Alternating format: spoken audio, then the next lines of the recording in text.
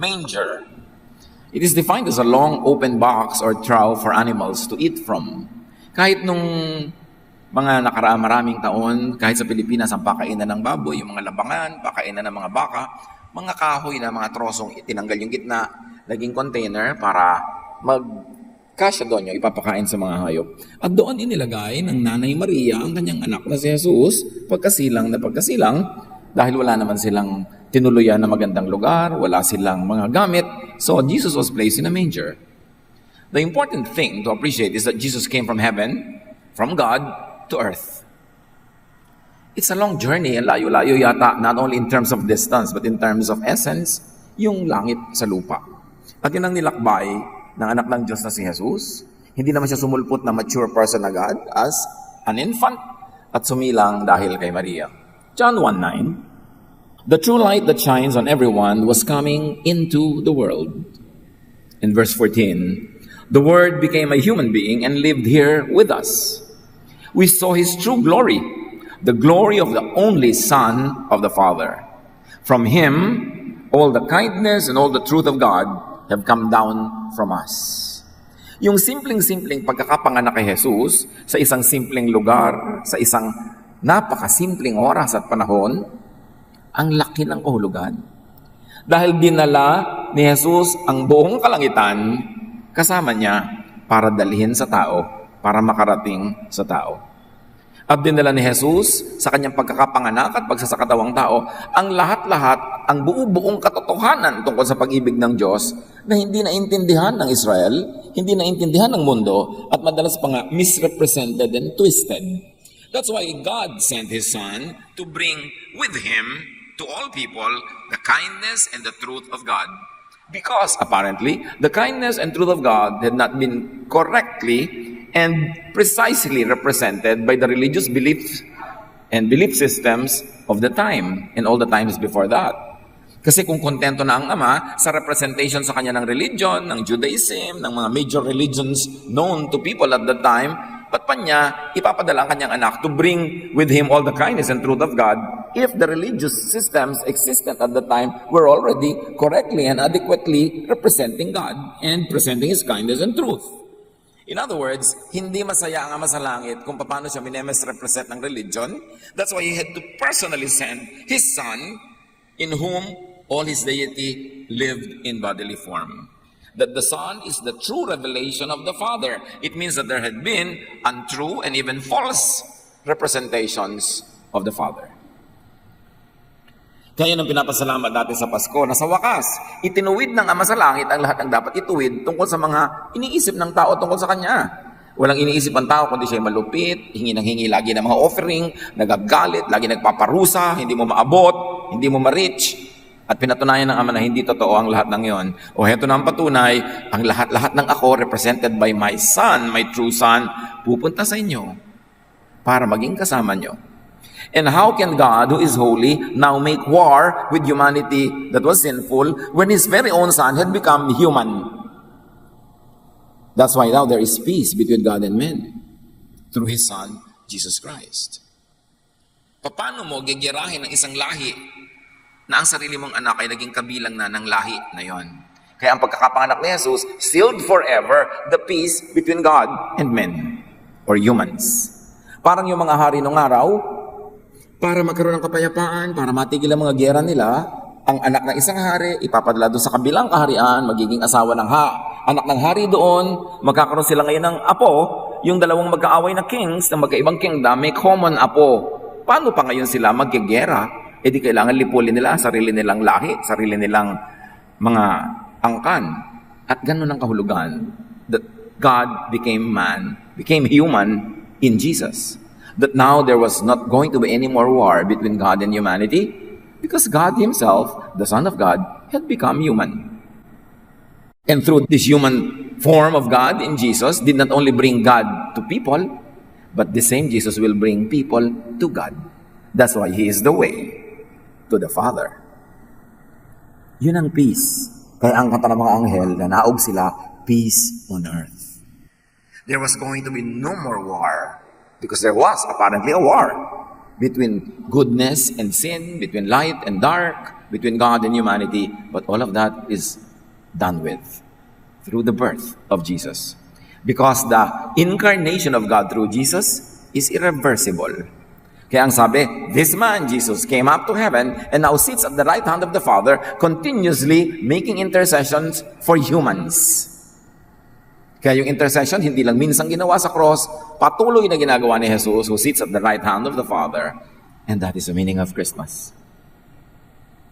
Dapat huwag mawala yun. Kahit maraming nadagdag na pampasaya, minsan pampagulo, pampastress, pero huwag mawala yung basic meaning.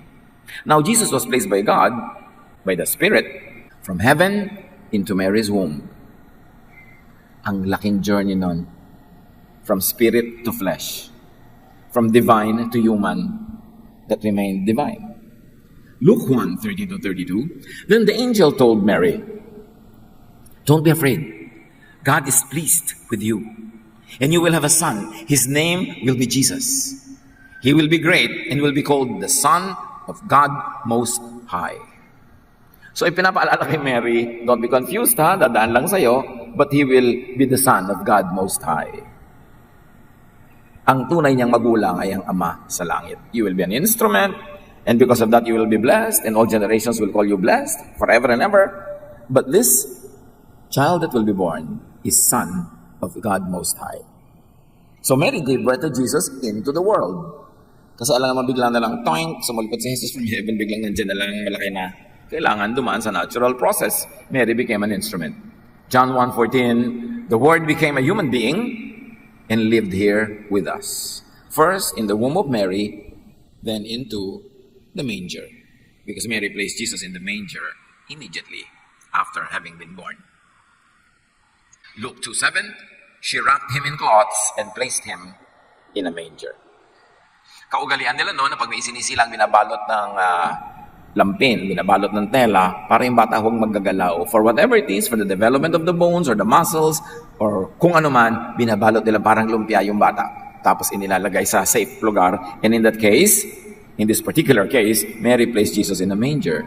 Now let's be poetic. And let's go beyond the cartoon level of the story, but go into its essence. Because that manger is you. That manger is me. Is all of us. God brings Jesus into the world and into you.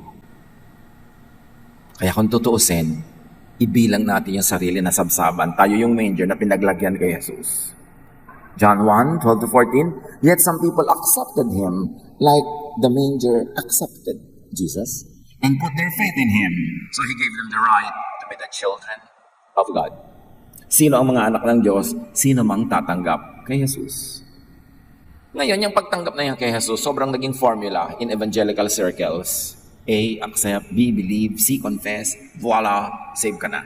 Sobrang na-simplify yan ng Western theology. Anong kahulugan talaga ng pagtanggap?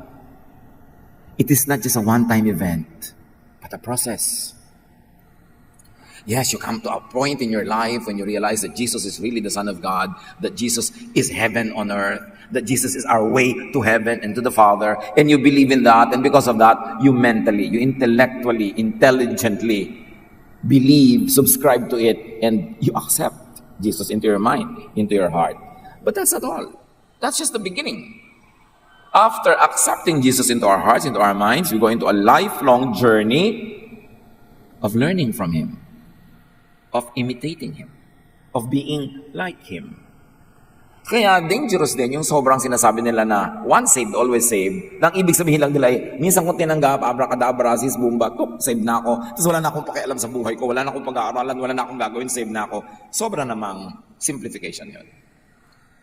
It is the beginning of your journey with Jesus, but it's not the end.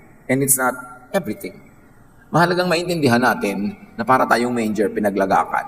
At yung inilagak, infant. Dapat lumaki yun, mabuo, mag-mature, so that we can come to a point in our spirituality when we say, when I was a child, when I was a spiritual child, I thought like a child, I spoke like a child, I reasoned like a child. But now that I'm mature, I speak like a mature person. Like Paul said. Kaya hindi sapat yung tinanggap sa Jesus, end na. Kailangan mag-mature ka, you grow from glory to glory. You outgrow a certain childishness to grow into a certain level of maturity, and that process never ends. That's why the Bible says we grow from one degree of glory to another, from one degree of Jesusness to the next level to the next level. And nobody becomes full in this side of eternity.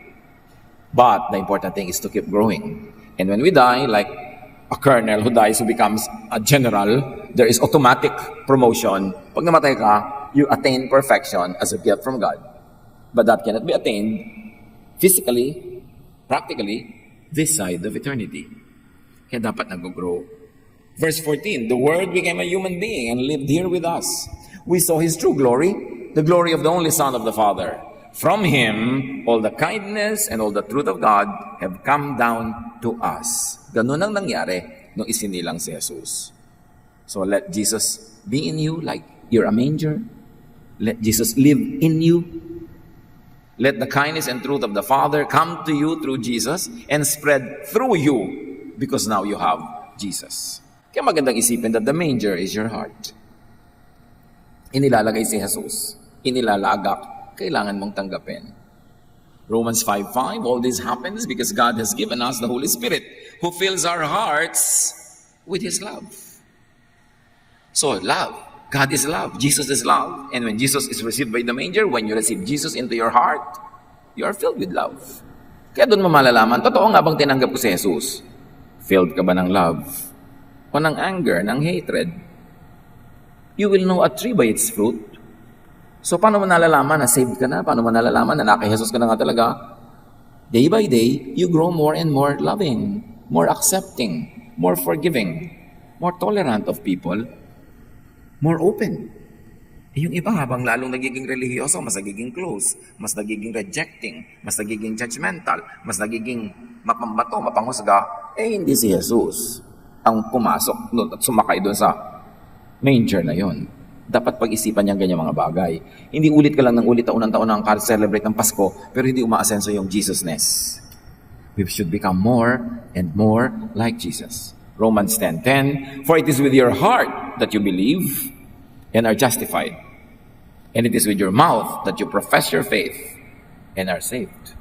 Of course, heart here is used metaphorically, standing for mind. It is with your mind that you really believe, kasi the heart naman does not think. Symbol lang siya, poetic symbol, na ang center of your personhood, ginagawa ng mga makata your heart, but it's really your brain. Doon ka naniniwala, doon ka hindi naniniwala, doon ka lumalakas ang loob, doon ka pinanghihinaan ng loob. It's your brain. It is the center of our being. So it is really the mind. The manger is your mind. So huwag nating layuan. Pag nakikita natin inilagay ni Mary si Jesus sa manger, isipin mo, heart ko yun, mind ko yun, at nilalagay sa akin si Jesus. Romans 8:5, those who live in accordance with the Spirit have their minds set on what the Spirit desires. Pag talagang pinaghaharian tayo ng Espiritu, hindi na tayo kailangan piliting maging kamukha ni Jesus. Yun na talaga ang natural na gusto natin kasi na-set na ng Spirit yung ating mga hilig. Ang hilig na natin, Jesusness. Ang hilig na natin to be more with Jesus, to be like Him, and to serve Him, and to fellowship with Him. Likas na yun kung talagang manger ka na parang mind na tinanggap si Jesus. Hindi ka na lagi nag-i-struggle to be like Jesus. No, now you enjoy being like Jesus. Pag struggle pa, immature level pa yon. Kasi dapat na-enjoy mo ang Jesusness, ang pagiging katulad ni Jesus, na maibigin, mapagtanggap, mapagbigay ng biyaya sa kapwa, mapagpatawad. Ina-enjoy mo, hindi hirap na hirap ka, pinipilit mo lang para huwag magalit ang Diyos. We should grow into that level of maturity when we actually enjoy being Jesus-like. Romans 12:2, do not conform to the pattern of this world, but be transformed by the renewing of your mind. Then you will be able to test and approve what God's will is. His good, pleasing, and perfect will. Huwag na kayong makiayon sa takbo ng mundo. Ibahin nyo ng utak nyo. Huwag nyo igaya sa 95% ng utak sa paligid. Kasi ang utak ang ibinibigay natin sa Diyos. Sa utak natin siya pinatitira. Sa utak tayo nagbabago. At pag nagbago ang ating pag-iisip, susunod ang ating katawan, ang ating mga habits, ang ating lifestyle, ang ating character. But it all begins with thought. So the real battleground is the mind. The realm of thought. Doon tayo nagtuturo ng disiplina sa ating sarili. At doon tayo lubos na nag-aaral kung paano ba umandar ang isip ni Jesus at yung andar na yun ang susundan natin. This is what Jesus and this is what Christmas is all about. Change of mind. Pero kung taon-taon, pareho lang ng takbong utak natin, kahit ang dami na nating i-celebrate na Pasko, walang talab. The manger is your personhood. It is your personality. Dati ang laman, pagkain ng hayop, considered sa poetry na mababang uri ang laman. Pero ang inilaman na si Jesus, the highest content. So dapat yung ating personhood, yung ating personality, ang nakatira si Jesus. 2 Corinthians 13:5. Test yourselves and find out if you really are true to your faith. If you pass the test, you will discover that Christ is living in you. But if Christ isn't living in you, you have failed. So yan ang test. Hindi paramihan ng verses, hindi palakihan ng donation, hindi paramihan ng ministry. Although mahalaga lahat yun to make the church very effective. But the true test is personal. It is not corporate. If Christ is living in you, you will discover it. You will know it because your fruits will be like the fruits of Jesus. If you don't have the fruits of Jesus, then you have failed. Hindi nakatira sa'yo. Kaya mahalaga rin, suriin natin. Hindi lang tayo maging busy sa mga celebrations, although hindi naman masamang makisaya. Pero dapat meron kang oras ng paglilimi-limi, pagninilay-nilay, pag-isip-isip. Kung ang Pasko mo ba ay empty o totoo. At ang tunay na Pasko, Christ lives in you. 2 Corinthians 4:6. The scriptures say, God commanded light to shine in the dark. Now, God is shining in our hearts to let you know that His glory is seen in Jesus Christ. So that is our goal. Marami tayong Christmas lights, yes. Maraming parol, maraming electronic lights. Pero is the light of God shining in your heart? Not the electronic light on the wall, not the electrical light on the tree, but the light of the Spirit shining in your hearts and shining through you. And you become the light of the world like Jesus is the light of the world. That where you go, it's as good as Jesus is there. Pag may magkaaway na pagbabati dahil ikaw ay namamagitan.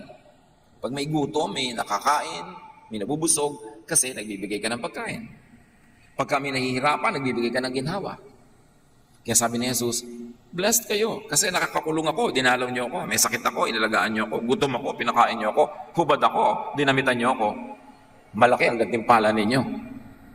Sabi ng mga tao, kailan naman po namin nakita yan na nangyari sa inyo? Hindi naman namin nakita yan. At sabi ni Jesus, aba, pag ginawa niyo yan sa mga dukha, mga kawawa, mga api, mga gutom, mga hubad, ginawa niyo sa akin yun. Yun ang bilang nun, yun ang point nun. You did it to me. So pag ginagawa natin yun, yun ang ibig sabihin na, may Pasko ka na nga. Kasi the light of God shines not only inside your heart, but through you, so that it serves as a light for people around. That they get to see God, the invisible God, through you and your visible deeds. That they feel the love of Jesus through you. You become an instrument of God's blessing. Yun ang ibig sabihin that Christ lives in your manger. So invite, welcome, and let Jesus come into you. If you haven't yet. And if you have, continue the relationship. Essentially and progressively. Revelations 3:20. Listen, I am standing and knocking at your door. Sabi ni Jesus, if you hear my voice and open the door, I will come in and we will eat together. Kumakatok ako sa iyong pintuan. Pag pinagbuksan mo ako, papasok ako. At tayo'y kakain magkasama. Dalawang steps. Hindi lang yung pasok. I accepted Jesus, saved na ako, pinapasok ko na. Pero may kasunod. I will sit down with you and have a very prolonged, enjoyable meal with you. Sa Middle Eastern culture, the highest form of fellowship is eating together. Kaya yung sinasabi nating, the Lord is my shepherd, ang kasunod doon, you lay a table before me in the presence of my enemies. Ibig sabihin, naghahain ka, kakain tayo, at walang magagawa ang mga kaaway ko. Because in old Middle Eastern culture, when somebody opens his tent or his house for you and sets a table before you and eats with you, it is a signal to all the community surrounding that house that nobody can touch you, that the owner of the house, your host, will give his life to protect you from all your enemies. That's why you don't only come in and eat, you enjoy the protection of the house. Kaya sabi ni Jesus, if you will only open the door, I will come in and eat with you. I will protect you from all your enemies, including yourself. I will give my life to protect you. And that's what Jesus did. He gave His life to give us our life. He paid for our sins. He became our champion. His victory became our victory because if we would fight the battles on our own, we would all lose anyway. So Jesus fought for us. And with His victory, we've all become victorious. Sabi niya, I will eat with you. Nobody can touch you. Dadaan muna sila sa ibabaw ng aking malamig na bangkay. At ibinigay ni Jesus yung bangkay na yon, pero hindi siya nanatiling bangkay. He rose from the dead, proving that His ministry of salvation was a grand success. Yun ang Pasko. You cannot appreciate Pasko without connecting it to Holy Week. Dumating siya, yun ang Pasko. Pero anong ending? Namatay at nabuhay siya para sa atin. Sabi niya, I will come in. But it's not going to be a one-time, 1 minute, 1 second event. I will eat with you all your life. We will be together on the table, fellowshipping. I will be teaching you. I will be an instrument of the Father in heaven to make you like me, because I am the Son of God, so that you too will become a child of God. And actually, you have become a child of God the moment you accepted me. But legal status lang yon. Sa totoong buhay, ang layo-layo pa ng itsura mo. So pagtrabahuhan natin yan, let us work together. That's why Christmas is not only a certain day of the year. It is every day of the year that you make Jesus come into you and join you and change you from glory to glory. Same with me. All of us. John 1:12. Yet some people accepted Him and put their faith in Him, so He gave them the right to be the children of God. So to be a child of God, it's not joining a certain religion. It's not wearing a certain costume. When you accept Jesus and you know what you're doing and you're accepting Him in spirit, in truth, and in practical deed, you are a child of God. And of course, children have to move to adulthood. That's why it is important to keep dining with Jesus, fellowshipping with Jesus, and be filled with Jesusness. So let Jesus live and grow in you. Yung bang habang dumadaan ang araw, mas Jesus ka na kaysa mas ikaw dati. Yung parang ano nangyayari sa kanya? Nagiging katulad siya ni Jesus. Dapat ganun. Galatians 2:20, it is no longer I who live, but Christ lives in me. And the life I now live in the flesh, I live by faith in the Son of God. I dedicate to the Son of God. I live the style that the Son of God would want me to have. I am a little Christ. That's why I am a Christian. I am a Jesus believer. It is important. So make your heart the kingdom of God. Make your heart an extension of the kingdom of God. Kaya si Jesus, tinatanong siya, nasa ng kingdom? Nasa ng kingdom? Kailan darating ang kingdom? Sabi ni Jesus, the kingdom is in you. Nasa inyong puso. Nasa inyong lifestyle. Kaya pagka mga tao nagtanong sa'yo, nasan ba ang kingdom of God? It's in my heart. Don't you feel? I am the kingdom of God. Now, if you open your heart, Jesus comes in and eats with you. You become another extension of the kingdom of God. Person to person, door to door, house to house, the kingdom of God will spread and increase as one by one hearts open up to Jesus and accept Him as their Savior, as their Lord, and begin a lifestyle of tutelage by Jesus, of being taught, of being trained. Yun ang pagpapalaki ng kingdom of God, hindi pagpapalaki ng relihiyon, hindi pagpapalaki ng attendance ng mga churches, hindi pagpapalaki ng mga building. Ang kingdom of God is not a building. The church is not a building. The church is the fellowship of true believers. So you want the kingdom of God to increase? Talk about Jesus, model Jesus, focus on Jesus, and let people become more and more like Jesus. Then the kingdom comes. Huwag tayong antay ng grand coming of the kingdom na may mga trompeta, mga kidlat, mga pumuputok na bulkan. With every heart that opens to Jesus, the kingdom of God comes. First to that person, and then the kingdom of God on earth extends for every one of us who are people of the kingdom, who are children of God. Luke 8:15, those seeds that fell on good ground are the people who listen to the message and keep it in good and honest hearts. They last and produce a harvest. What is a successful evangelism? What is a successful soul winning? Not only when the person accepts and prays, but now when the person keeps that good teaching in her heart, in his heart, and continues to grow until spiritual fruits become visible, become tangible. That you know that they are now bearing the fruit of the Spirit, which is really love for others, which is really good deeds, goodness, kindness. Then you know that the evangelistic work had gone full circle. That the seed planted has now become a flower, has become a fruit, and now it's bearing seeds that will be planted again, and the cycle goes on again, and more people accept Jesus as their Savior and Lord. So meron tayong pananagutan.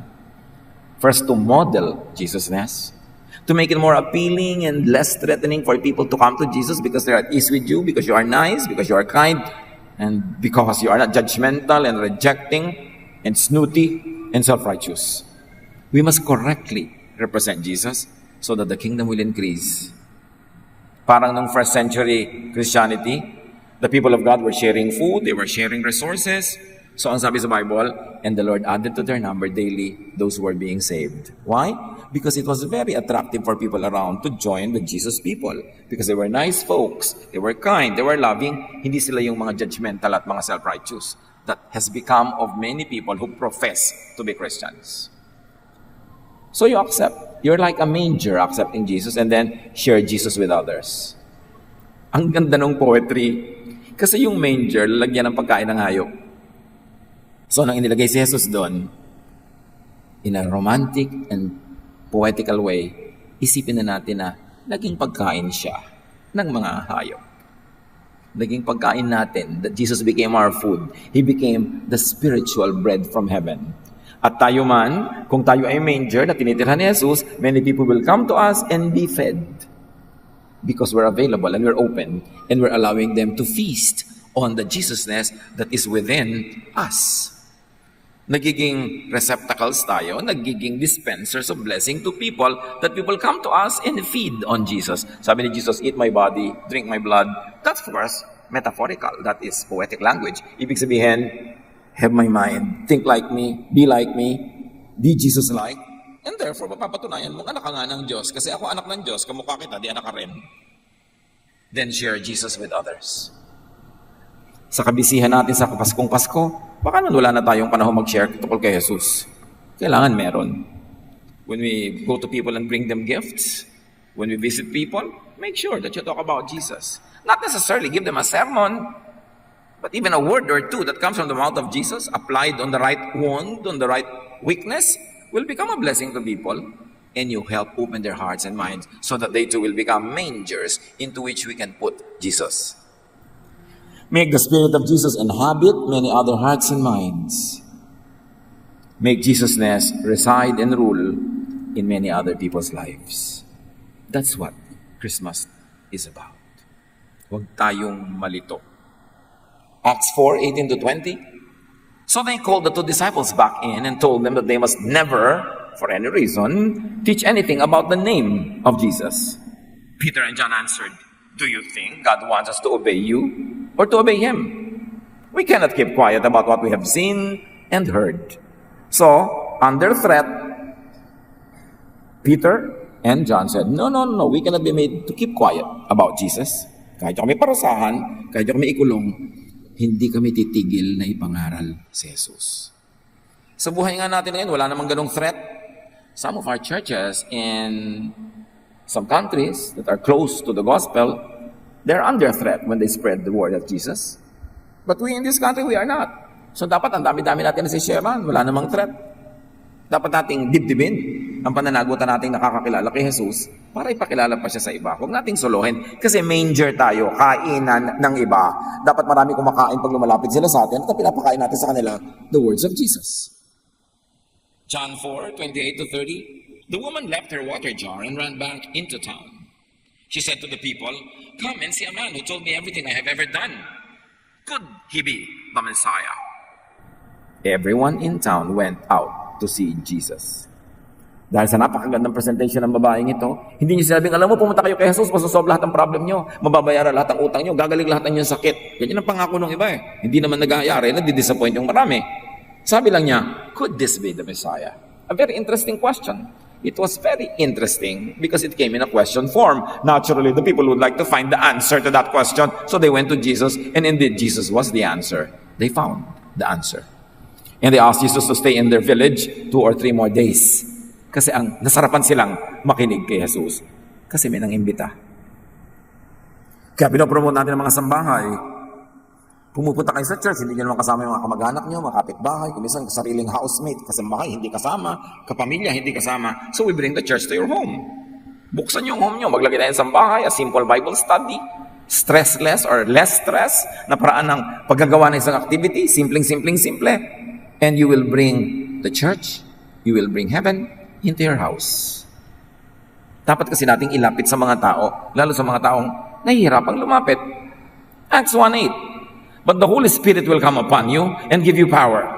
Then you will tell everyone about me in Jerusalem, in all Judea, in Samaria, and everywhere in the world. Yun ang mandate ni Jesus. Ikwento niyo ako sa mga malapit sa inyo, sa mga malapit-lapit, at sa mga Samaritans na ayaw ninyo, at sa ends of the world na hindi nyo kilala. So all 4 levels of relationships with people, magpupunta tayo doon to share about Jesus. Matthew 28:19, go to the people of all nations and make them my disciples. Because if you didn't do that, they will be the disciples of someone else. Make them my disciples. You will be the instrument in making that happen. Baptize them in the name of the Father, the Son, and the Holy Spirit. So para madalian tayong matandaan ang lahat-lahat ng ito, be a manger. Yun lang. Tanggapin niyo si Jesus. And then, dahil nasa inyo si Jesus, maraming ibang pupunta sa inyo para kumain. Ang kakainin nila ang salita ni Jesus, ang katuruan ni Jesus. At ang silbi mo doon, you are a manger. Naging receptacle, naging sisidlan, naging meeting point between God and the people that need God. Then maganda ang Pasko. Make people's hearts and minds become new mangers into which other people will come to them and be lovingly cared for. So, cradle ka, pwede mo gawing cradle ang iba, but you begin by telling people about how good Jesus is. That's why it is important to realize the mission of Christmas. Take it upon yourself as your mission to make it really more meaningful because this is what Christmas is all about. Panginoon, salamat po sa inyong mga kabutihan sa amin. Napakarami ng mga celebrations.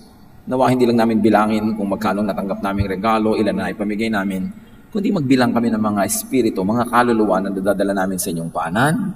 Magbilang kami ng mga taong nagiging manger, nagiging sabsaban, into which you come because we bring it to them, because we bring them to you.